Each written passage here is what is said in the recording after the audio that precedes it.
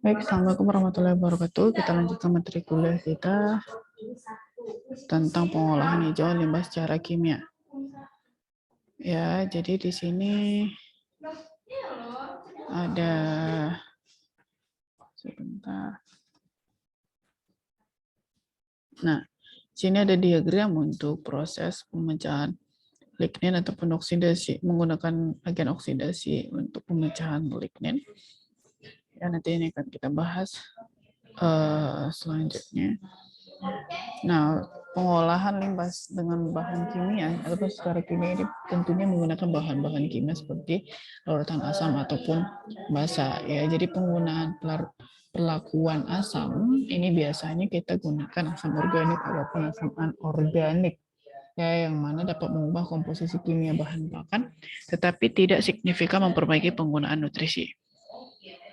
Ya, nah perlakuan dengan asam ini akan memerlukan kos atau biaya yang sangat besar dan juga tenaga yang banyak, sehingga sangat kurang praktis untuk diadopsi oleh peternak, ya, kecuali memang dalam skala besar, ya. Tapi tentunya juga membutuhkan biaya ataupun pengeluaran yang cukup besar juga. Nah, kemudian perlakuan dengan agen pengoksidasi, dengan agen pengoksidasi ini bisa memecah lignin ya. Lignin itu merupakan serat kasar yang sangat padat ikatannya, sehingga ternak tidak bisa mengkonsumsi lignin ini ya tanpa pengolahan. Oleh karena itu lignin dalam serat tanaman itu harus dipecah menjadi lebih sederhana ataupun harus diputuskan agar ternak dapat mengkonsumsi ataupun metabolisme dalam tubuhnya itu bisa bekerja ya, sehingga dapatkan manfaat dari si lignin ini tadi ya, yaitu sebagai sumber energi. Nah, biasanya agen pengoksidasi ini ada banyak ya, contohnya itu hidrogen peroksida, ozon dan lain-lainnya sampai dengan natrium hipoklorit. Ya, penggunaan beberapa agen pengoksidasi ini sangat efektif sehingga dapat meningkatkan nilai nutrisi pakan serat limbah. Ya, tetapi kosnya sangat tinggi sama dengan perlakuan asam, kosnya sangat tinggi sehingga membutuhkan teknologi yang memadai untuk pengolahan skala besar. Ya, jadi membutuhkan kos yang sangat besar. Oke, kemudian perlakuan basa ini biasanya menggunakan kapur, caustic soda, natrium bikarbonat, dan amonia. Tetapi yang paling efektif itu biasanya menggunakan NaOH ataupun amonia karena dapat mengolah lignoselulosa dan lebih simpel dan juga mudah diadopsi oleh si peternak biasa. Ya, jadi NaOH ini gampang sekali diperoleh, apalagi amonia ya, mudah kita peroleh. Seperti misalnya amonia itu ya pupuk urea gitu ditambahkan. Oke, nanti akan kita bahas selanjutnya. Nah, untuk yang pertama perlakuan dengan larutan NaOH. Nah, kalau dulu perlakuan dengan larutan NaOH ini setelah pakan itu diolah, kita harus mencuci terlebih dahulu sebelum diberikan ke pakan. Cuma sekarang seiring berkembangnya teknologi, perlakuan NaOH ini bisa langsung kita berikan ke ternak setelah diperlakukan, tapi yang dalam kondisi yang kering ya. Nah, contohnya seperti pembuatan pakan dengan menggunakan cacahan jerami. Ya, jadi cacahan jerami ini nanti kita tebarkan di atas plastik tebal, kemudian ditambahkan larutan NaOH 3-4%. Ya, jadi larutan NaOH 3-4%. Nah, setelah itu NaOH-nya yang tadi yang sudah kalau larutan itu berarti yang sudah dilarutkan di dalam pelarut ya, misalnya air. Setelah itu baru disemprotkan ke si jeraminya tadi, baru dibiarkan 3-4 jam untuk bereaksi. Ya, setelah nanti bereaksi 3-4 jam itu kan ada reaksinya, dibiarkan kemudian dia akan menguap. Nah, barulah setelah itu kita berikan kepada si ternaknya tanpa harus kita cuci lagi. Ya, tetapi penggunaan bahan-bahan kimia ini baik asam ataupun basa harus membutuhkan perhatian yang sangat besar karena bisa mengiritasi kulit terutama ya. Kalau NaOH ini sifatnya dia korosif. Ya, kemudian kita harus menggunakan perlengkapan yang safety agar kulit tidak terpapar ya, karena sifat dari basa ini gatal. Jadi kalau misalnya terkena NaOH, nanti kulitnya bisa gatal. Ya. Nah, kemudian perlakuan dengan kapur biasanya dengan kalsium monoksida dan juga seperti CaOH 2 kali. Nah, kalau penggunaan dengan kapur ini kan kapur merupakan basa lemah sehingga di hasil ataupun nutrisi yang diinginkan itu tidak tercapai gitu loh, peningkatannya itu tidak tercapai. Ya. Nah, selain itu pemberian kalsium pada pakan itu, kalau misalnya kalsiumnya terlalu tinggi, akan memberikan efek pada si ternaknya. Ya, sementara sebenarnya pemberian mineral pada ternak itu dalam jumlah yang kecil, jadi nggak boleh terlalu banyak. Oke. Kemudian perlakuan amonia ini tadi yang sudah ada saya singgung di depan. Perlakuan amonia ini kita itu bisa menggunakan seperti kita bisa menggunakan seperti urea ya, ataupun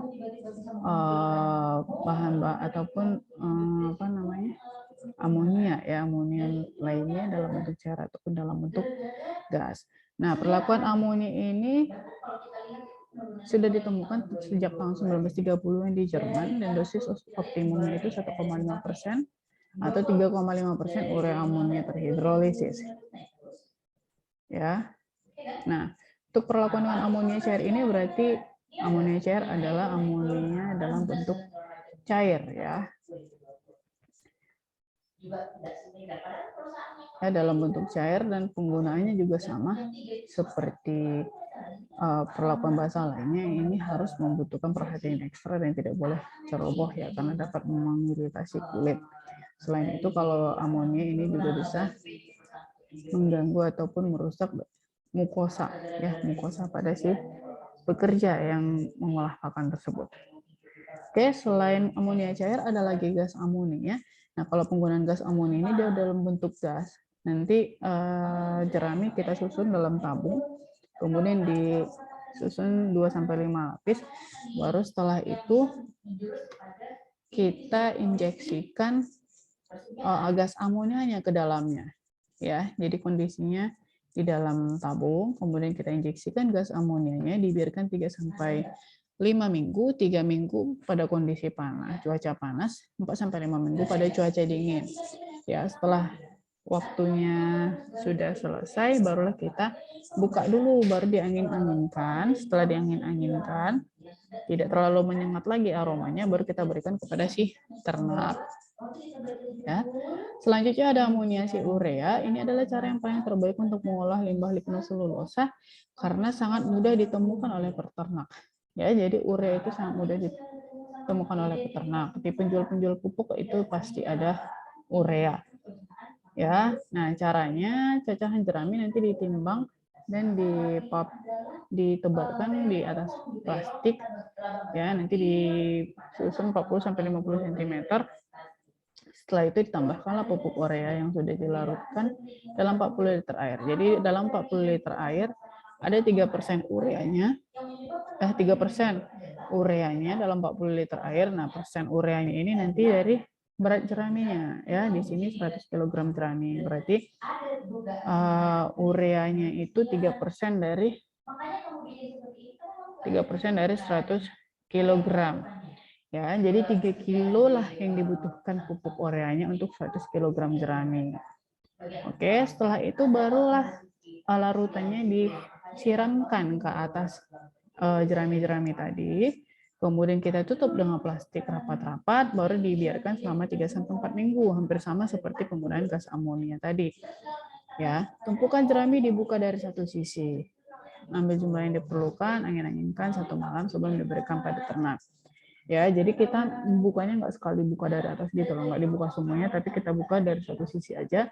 Gunanya yang sisi yang tidak dibuka itu akan terus terjadi proses amoniasinya. Ya, jadi kita ambil seperlunya saja. Sebelum kita berikan kepada si ternak, baru kita harus menginginkannya dulu agar aromanya tidak terlalu menyengat. Ya, jadi gas amonia tidak terlalu menyengat. Oke, ada lagi yang namanya amoniasi urea modifikasi. Jadi untuk modifikasinya ini kita mengurangi kehilangan nitrogen selama pelakuan. Yang mana nitrogen ini merupakan zat yang paling penting ada di dalam pakan. Ya, jadi kita harus mengurangi kehilangan zat nitrogennya. Oleh karena itu diterapkanlah sistem bertingkat. Ya, caranya lapisan tumpukan jerami dengan 2% urea berselingan dengan yang 3% urea. Jadi 2% dulu ureanya dari berat jerami, kemudian 3%. Nah, seperti itulah ditumpuk-tumpuk. Nah, kelebihan amonia konsentrasi tinggi meresap ke lapisan berkonsentrasi rendah. Ya, jadi secara logika berpikir saja, misalnya kita susun 2 di bawah, lapisan pertama 2% amonia, kemudian baris keduanya itu layer keduanya 3%, kemudian 2%, 3% gitu ya. Jadi kekurangan dari nitrogen itu yang ada di lapisan bawahnya akan saling melengkapi. Ya. Nah, makanya di sini dijelaskan kelebihan amonia konsentrasi tinggi meresap ke lapisan berkonsentrasi rendah dan menghasilkan penghematan urea dan memperkecil gas amonia yang hilang tanpa bereaksi. Oke. Nah, pada modifikasi lebih jauh, lapisan paling atas ya dengan tebal 25-30 cm digunakan pengasaman dengan larutan ringan, asam sulfat atau campuran molase dan silase rendah N. Lapisan ini menyerap lebih besar amonia tak terpakai selama proses perlakuannya. Jadi pada lapisan paling atas itu bisa kita tambahkan ataupun kita siramkan dengan larutan ringan asam sulfat ataupun campuran molase. Ya, untuk menyerap lebih besar amonia tak terpakai selama proses pelakuan. Jadi amonia itu ataupun unsur N itu tidak hilang gitu loh. Oke. Nah, tadi ada beberapa pengolahan yang mengharuskan atau mewajibkan harus mengangin-anginkannya dulu ya. Kenapa? Karena pada saat proses amoniasi terjadi itu akan membentuk gas. Jadi gas yang terbentuk sehingga mengakibatkan bau yang sangat tajam. Ya, jadi kita harus memperhatikan amonia itu berbau tajam dan sifatnya korosif sehingga harus ditangani dengan hati-hati. Ketika berinteraksi dengan udara, amonia sangat mudah meledak dan terbakar. Ini penggunaan amonia sehingga tidak boleh menyalakan api di dekat amonia. Kemudian di dekat tumpukan perlakuan amoniasi atau saat menyuntikkan gas amonia dari tanker ataupun silinder. Jadi harus jauh dari api, tidak boleh membakar di dekat tempat kita mengamoniasi ya, tempat kita mengolah pakan tersebut. Oke, dan jerami amoniasi harus diangin-anginkan terlebih dahulu. Ya. Oke, selanjutnya substansi lainnya yang dapat digunakan untuk mengamoniasi serat limbah kering ataupun jerami seperti amonium karbonat, amonium biokarbonat, amonium klorida, amonium sulfat, dan urin. Ya, kenapa ada urin? Karena urin itu mengandung amonia. Ya, namun demikian semuanya kecuali urin berharga lebih mahal daripada urea. Ya, harganya lebih mahal daripada urea. Kalau urin mah kita bisa kumpulkan saja urinnya dari kandang-kandang peternak ya, dari kandang ternak. Nah, karena urin itu mengandung unsur N. Ya. Nah, selain itu kandungan N dalam urea sangat bervariasi. Semua substansi tersebut juga tidak ada yang dapat diadopsi praktis di lapangan. Ya, jadi sebenarnya paling gampang itu adalah penggunaan urea yang sudah umum digunakan. Oke. Nah, sebenarnya apa sih guna dari metode amoniasi urea? Nah, gunanya itu adalah untuk meningkatkan konsumsi karena aroma ya, meningkatkan palatabilitas dari si ternak tersebut untuk memakan pakannya yang sudah diperlakukan dengan proses amoniasi. Nah, selain itu kecernaannya juga lebih tinggi, memperkaya kandungan N ataupun nitrogen sehingga hijauan yang berkualitas rendah itu bisa meningkat ya, bisa meningkat kualitasnya. Oke. Nah, ini adalah hubungan amonia. Ya, ini adalah grafiknya hubungan amonia dengan suhu. Ya, pengaruh suhu dan amonia. Nah, di sebelah garis vertikal ini merupakan amoninya, kemudian garis horizontal ini adalah temperaturnya. Ternyata pada temperatur tinggi, ya ternyata pada temperatur tinggi amonianya bisa meningkat. Ya, ini untuk barley ya, limbah barley. Barley itu hampir sama seperti biji-bijian ya. Nah, ini pengamatan juga menggunakan in vitro ya, penggunaan in vitro, jadi bisa terlihat grafiknya bahwa semakin meningkat suhu yang diberikan, maka nilai dari amonianya ini akan semakin meningkat juga. Ya, dan semuanya dipengaruhi oleh kelembaban juga. Oke, jadi pada saat perlakuan kita harus memperhatikan suhu, kemudian memperhatikan yang namanya kelembaban.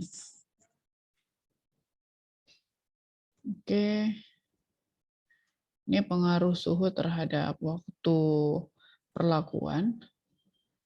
Ya, terhadap waktu perlakuan, semakin lama waktu perlakuannya, maka semakin tinggi juga nilai IVD-nya. Ya, ini pengaruh perlakuan terhadap kelembaban. Ya, ini perlakuan selama 8 minggu dengan 3,4% amonia dosisnya.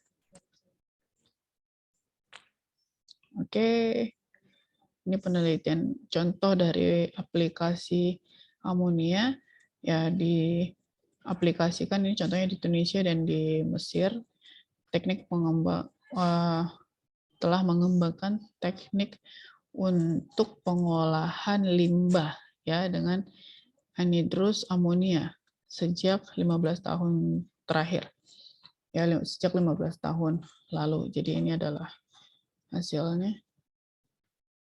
Oke, mulai dari tahun 85 sampai dengan 1993 bisa kita lihat hasilnya ini jauh meningkat sekali ya. Pada tahun 88 ini peningkatannya sangat-sangat signifikan sekali, di tahun 87 kemudian turun.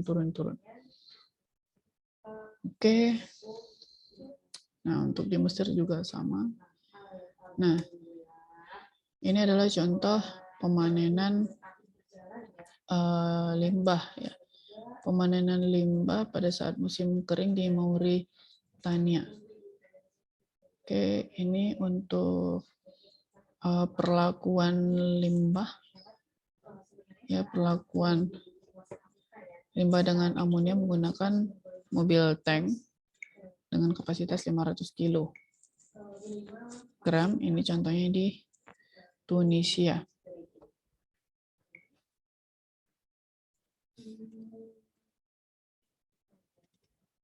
Oke. Nah, selanjutnya ini perlakuan dengan limbah yang ditumpukan ya, ditumpukan dengan amonia, disuplai dengan 30 kg amonia dalam satu botol ya, 30 kg per botol.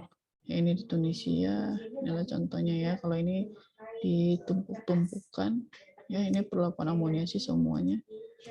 Ya, bolehlah nanti dilihat gambarnya ya. Jadi ada beberapa cara, ada yang ditumpukan, kemudian ada yang dibentuk seperti kubah, ada yang dimasukin ke dalam keranjang, ya ada yang dimasukin ke dalam rumah shelternya ya, kemudian disusun.